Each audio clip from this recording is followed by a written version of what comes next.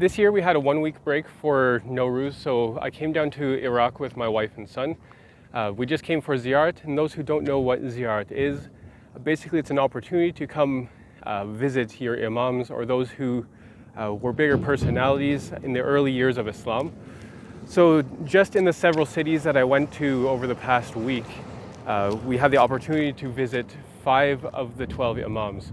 So it's a wonderful opportunity for those who have the chance.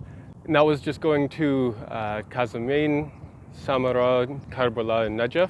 So we were in 4 different cities over the past week, basically, with a group of about 20 other people. We flew directly into Baghdad, which is the capital of Iraq.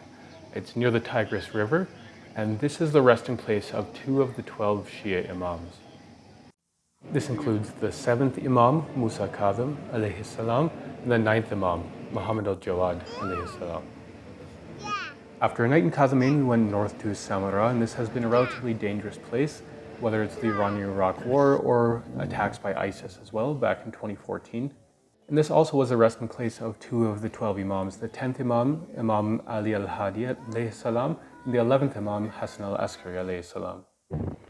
One thing I did notice in comparison to living in Iran is that there's a lot more greenery, whether that's grass or trees, and there's a lot of water that we actually came by while we were in Iraq.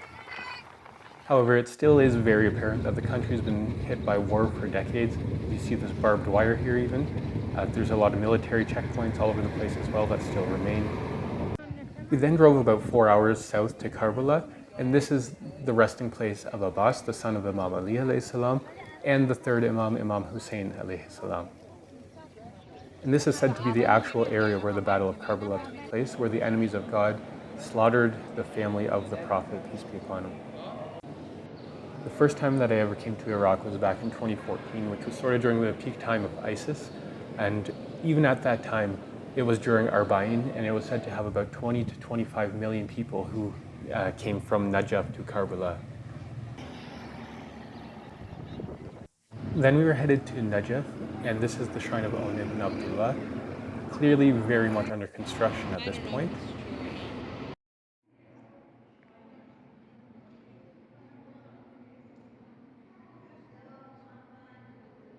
We soon then arrived to the shrine of Hur ibn Yazid Riyahi, who is said to have been on the opposite side against Imam Hussein and then joined the side of Imam Hussein at a later time.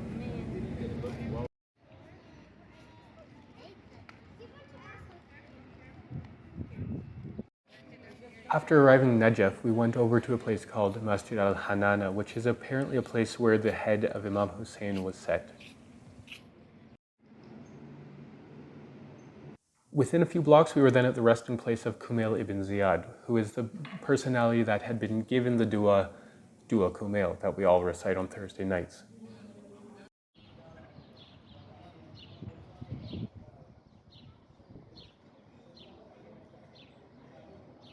We then made our way over to a place called Masjid Sahla, and this is said to be the location of the houses of several prophets and the location of the house of Imam Mahdi in the future.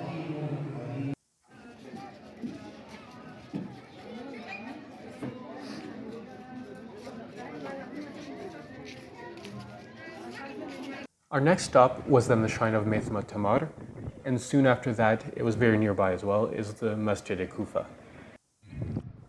This mosque is a very well-known mosque, and after Masjid al-Haram, Masjid al-Nabi, Masjid al-Aqsa, this mosque is one of the most important mosques for Shia Muslims.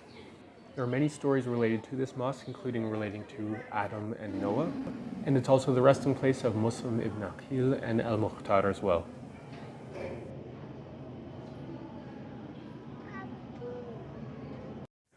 There's a lot of unique architecture in this mosque, whether it be all these pillars and the lamps hanging up above, or the fact that it's very much an open-air mosque where a lot of people are praying 2 rakat namaz in various areas that are marked out so people can pray for those individuals.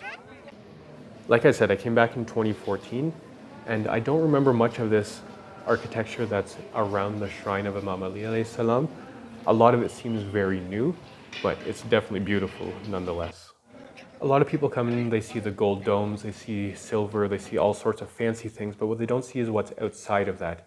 The living conditions that people are in, like these houses on the right here, and the garbage that's all over the place, the fact that it's war ravaged. And I took a stroll down just to see, because I did see a body of water, and I see all these palm trees that are farms down here as well. And just off in the distance here is the shrine of Imam Ali alayhi salam, the first Imam for Shias, or the fourth Caliph for Sunnis. And right near the shrine is a place called Wadi as-Salam, which has apparently about 6 million people who are buried here, and about 1,500 acres in size.